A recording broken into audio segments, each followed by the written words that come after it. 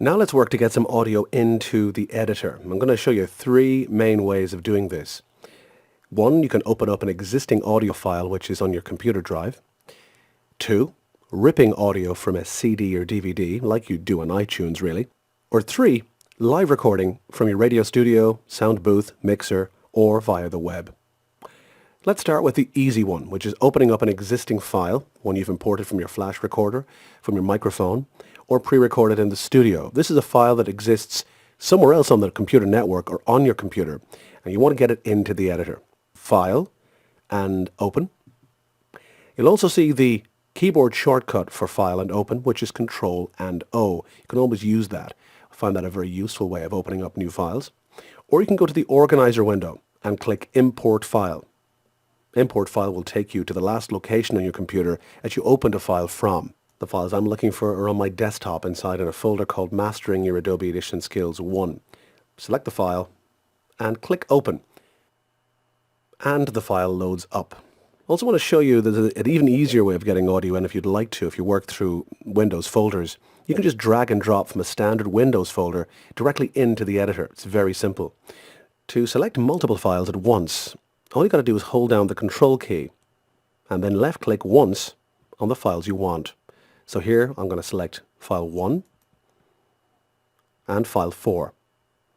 You could continue to select multiple files in any order you want, and then when you're ready, left click and hold any of the files you've selected and drag across to the Organizer window. All the files will then be pulled into the editor. Very simple. Now next, let's rip some audio from a CD directly into the editor. And again, this is quite easy. File menu, and go down to Extract Audio from CD. We have a CD preloaded here with a number of tracks on it, 20 tracks in total. And I've selected tracks 1 and 4 previously. It remembers this. Left clicking on each track will highlight it. You can preview it if you want to. And now I'll show you selecting a range of audio tracks. So let's just say I want tracks 1 to 7. I simply click track 1, hold down the Shift key, and then click track 7. It now selects each track in that range, and if I click OK at the bottom of the window, it will import all those files, track 1, 2, 3, 4, 5, 6, and 7, and keep the track names. So they'll all appear individually in the editor with their original track titles. So let's look at track 7. And now the track is imported. As you can see, it's track 7, and there's a little asterisk next to the track title.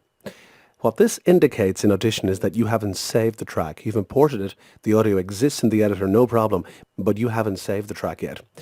Too many of those little asterisks and you're in trouble in this editor because the computer has to work very hard behind the scenes to remember what's been cut, copied, pasted, and saved.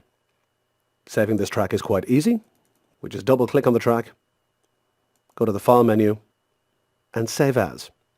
Control, Shift, and S is the Save As command. We can now save that into the Basics Steve Jobs clip folder we previously got the file from. And finally, let's get some live recording into Adobe Audition. This is really simple. And again, I'm going to keep showing you keyboard shortcuts and hotkeys for this. The shortcut there is Control and N. Now, this brings you into a little dialog where you have to choose your settings. So we need to have a quick look at these. First is sample rate. All you've got to bear in mind here is the higher the sample rate, the better the quality of the audio you're recording. Lower sample rates equal lower quality on playback. Audio recorded at 32,000 Hertz is perfect for radio. Next, bit depth. This is also known as resolution. 16 is perfect here. And finally, channels. Very simple advice here. Record voice in mono and everything else in stereo.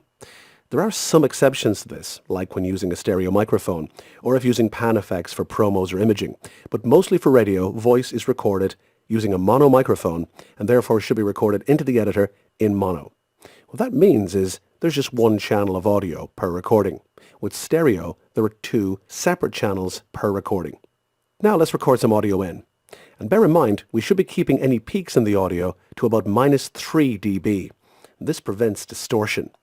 Let's record a mono channel, because we'll be recording some voice from the web, just as a sample, and keeping it at 16-bit.